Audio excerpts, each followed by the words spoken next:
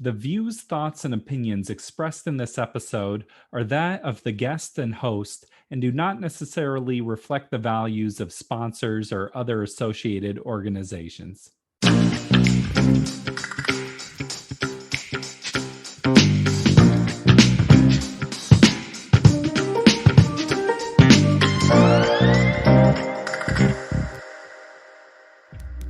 Welcome to the Parental Compass by Family Education and Support Services.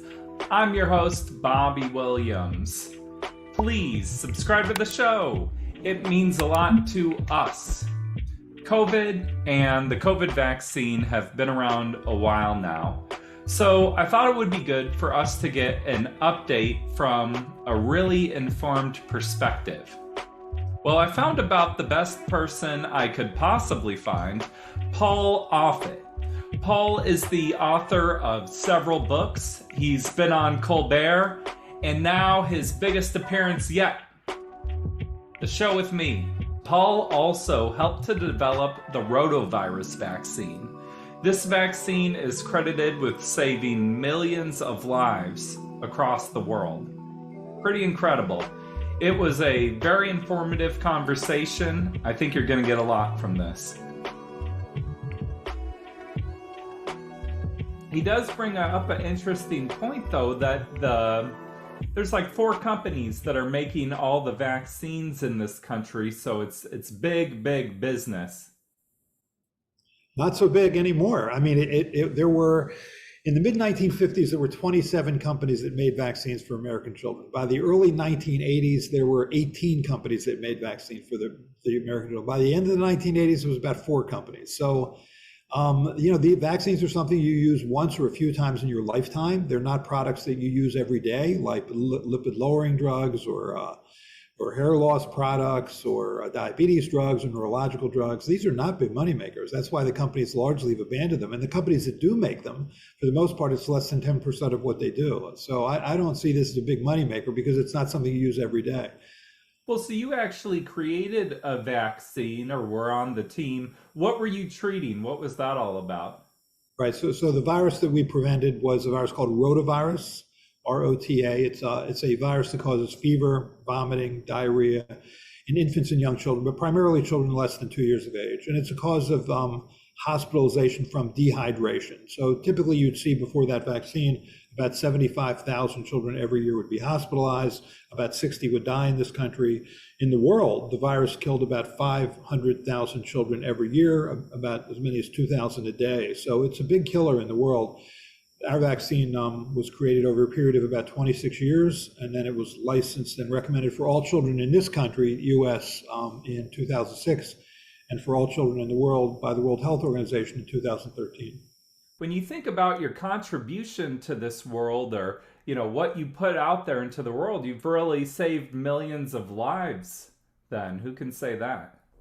Well, as always, first of all, you're part of a team. Secondly, as Isaac Newton said, you see farther because you stand on the shoulder of giants. I mean, the rotavirus research effort, which was an international effort, involved hundreds of researchers throughout the world, and we all contributed to some level to that.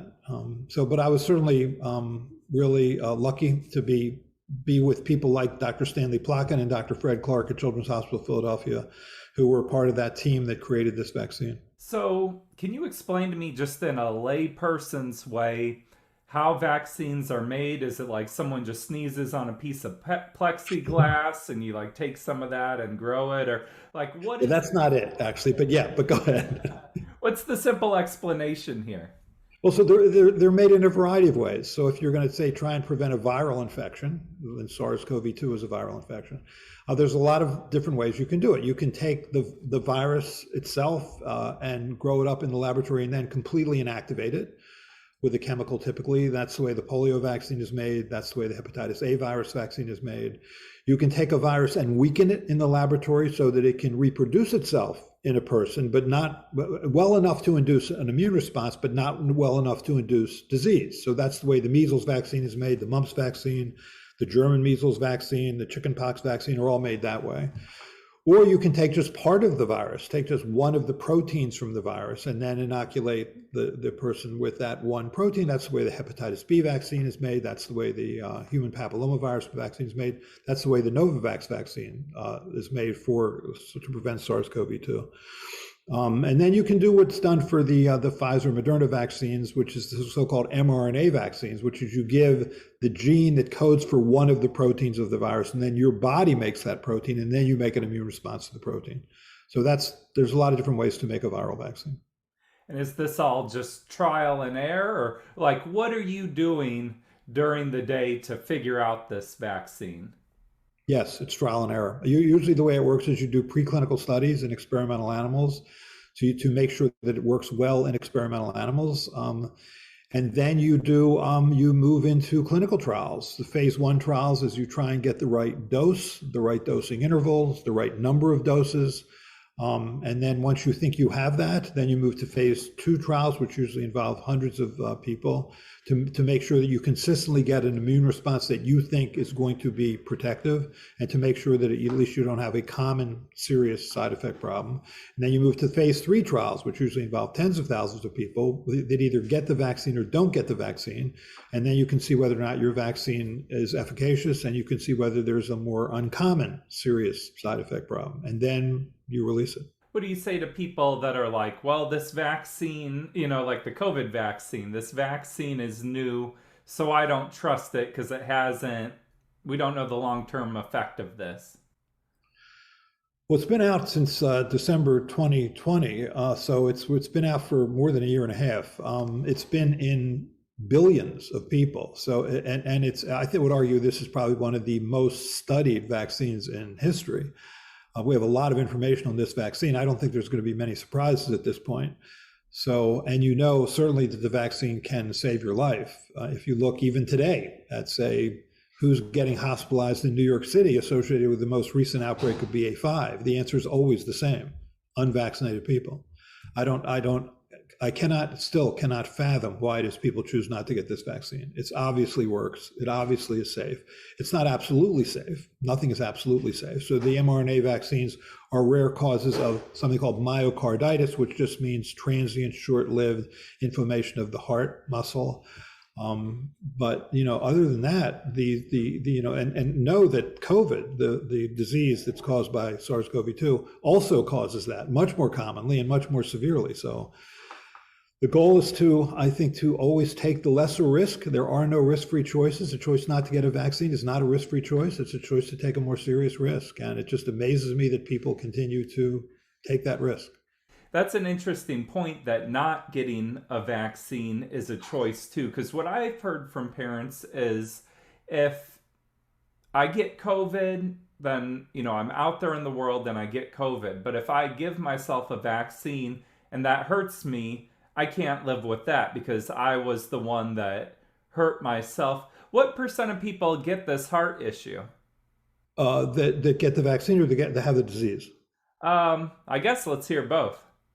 Okay, so for the vaccine, it depends on your age, but because it's generally a young male phenomenon that's as common as 1 in 20,000, one person per 20,000. If you have the disease, it's as common as 1 in 45. Wow. Okay. So there's this feeling with COVID right now that it's just becoming a cold. This is the endemic. And so if it's become so weak, why get vaccinated if it's probably just like a cold? It's not just like a cold. I mean, it's what's happened over the past, say, now 2.5 years this virus has been out there, is a much larger percentage of the population has been vaccinated or naturally infected. So you already have about 90% population immunity. So people, when they're getting infected with these viruses now, are more likely to have a mild illness. President Biden being an example of that right now. He's had 4 doses of vaccine. He has really the mildest of illnesses. So people will think, what, see, just causes the common cold, but he's been vaccinated. And even if he weren't vaccinated, the odds are he'd been naturally infected, and which also protects against severe disease. But it's if you look at people who've neither been naturally infected or vaccinated, there is not either a variant or a subvariant like these BA4, BA5 subvariants that are are strictly mild. And what makes sense is if you look, there are four strains of circulating human coronaviruses. The first two were identified actually in the early 1960s, but really came into the U.S. or into the human population in the late 1700s and the late 1800s. So these viruses have been around with us for centuries. And those four strains of human coronavirus still can cause severe and occasionally fatal disease. So I don't think this virus is going to evolve to being like rhinoviruses, a common cold virus that generally doesn't kill. Mm. Now that the vaccine's been out a while, do you have an opinion of how well it's been working? Remarkably well. I mean, remember the goal of the vaccine is to prevent serious illness. This is a short incubation period, respiratory, mucosal infection. So you're not going to prevent mild illness very well anyway. Even if there was only one strain of the virus that circulated, you're not going to prevent mild illness very well. But, that's okay. The goal is to prevent serious illness, keep people out of the hospital, keep them out of the intensive care unit, keep them from dying. And now, about a year and a half into this vaccine, we have a lot of evidence that the vaccine is doing exactly that. It's preventing severe illness. It seems almost like we're in this arms race against nature. Like the germs get a little better, so we have to make a better vaccine. And it's just constantly evolving. Or you hear people talking about antibiotics, and that makes the germs stronger. What do you think about all that? Well, so these are viruses, which obviously aren't treated with antibiotics. And so what you wonder about is whether with vaccination, at large scale vaccination, whether you sort of in many ways are selecting for this virus to make variants that resist vaccine induced immunity. And that is, I'm sure, to some extent true. But the good news is, and I think people really need to understand this, even with the current Omicron subvariants like BA5, BA4, there's another one called BA2.121, you're still protected against severe disease if you've been fully vaccinated. So that should be reassuring to people. Of course, you're not protected if you're not vaccinated, so that's your choice. I heard that this most recent version of COVID can reinfect easier. Is that true, or is that just something I'm hearing? No, it's true. Because if you were vaccinated, you can still get a mild infection with Omicron. And even if you've gotten a mild infection with Omicron, so-called BA1 strain, you can still then get a mild infection with BA5 or BA4 because they're even more immune evasive. So even though the immunity that you get from just being naturally infected with Omicron doesn't protect you against mild disease from, say, BA5, but you're still protected against severe disease. So that's why it's important to be vaccinated. So could I get COVID and once I recover 2 weeks later, get COVID again? That would be fast. Typically what happens is neutralizing antibodies protect against mild illness. So when you have high levels of neutralizing antibodies, which occurs after natural infection or vaccination, it takes a few months for those antibodies to settle down. And then you could be at risk again for mild illness. So 2 weeks later is a little fast. You wrote a book called Autism False Prophets, and I was researching. You've wrote a lot of books, but there is this real fear around autism being caused by vaccines. I'm sure you have something to say about this. I mean, so you can understand it from the parent's point of view, right? My child was fine. They got a vaccine. Now they have signs and symptoms of autism. Could the vaccine have caused it? I mean, the good news is that's an answerable question. So you can do the kinds of studies that look at children who either did or didn't get that vaccine. Make sure that you compare those two groups so that they're alike in terms of their medical background, socioeconomic background, healthcare seeking behavior, to see whether if getting those who got the vaccine had an increased risk of getting autism. That study has been done 17 times in 7 different countries on 3 different continents, probably costing tens of millions of dollars. And the result has always been the same. You're at no greater risk of having autism if you received the measles, mumps, rubella vaccine, which is where this originally came from, than if you never got that vaccine. So it's that question has been asked and it's been answered. And most parents, I think, understand it's been answered. I mean, I would say that 20 years ago, if you asked parents the question, do you think vaccines can cause autism? I think parents of children with autism, I think most would say yes. But today, 85% say no. So I think most parents now understand that those studies have answered their question. I think sometimes there's a general just mistrust of the medical community. And we were talking earlier about how there can be a lot of money involved, maybe not necessarily in vaccines, but the general sentiment is there's a lot of money to be made in the medical industry. And if you put enough money into a study, you could get whatever answer you want. Well, there's no hiding. I mean, if a pharmaceutical company says, "Hey, look, I can make a lot of money on this vaccine," all I have to do is just misrepresent the science Mm. and did do a study where, in fact, my vaccine didn't work, but I'll just say that it did. I'll just lie.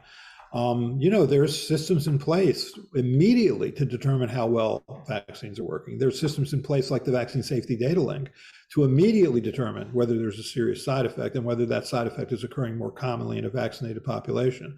So there is no hiding. There is no advantage to doing that. It would be a foolish thing for a pharmaceutical company to try and do that. Mm. There's also the argument of like, well, if your vaccine works for you, why do I need to get a vaccine? Like, if your vaccine works, what difference does it make if I get one? Well, you get one because you want to be protected against the disease. So that's why it's important for you to get one, if I'm understanding your question correctly.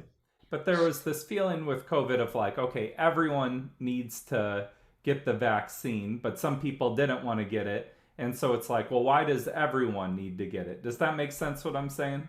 Yeah, so it's a contagious illness. If you get it, you have the disease. You have a high chance, or certainly an increased chance, of spreading it to somebody else. I mean, if you cut your foot on a rusty nail and you go to the doctor and the doctor says, "I think you should get a tetanus vaccine," you say, "I don't want to get a tetanus vaccine," and you get tetanus, no one's going to catch tetanus from you. It's not a contagious disease. This is a contagious disease. So you're protecting not only yourself, but those with whom you come in contact. Also, remember, no vaccine is 100% effective. So when you say, "Look, I think I can," what do you care if I'm vaccinated? You're already protected. No vaccine is 100% effective. And also remember, there are many people in this country who can't be vaccinated.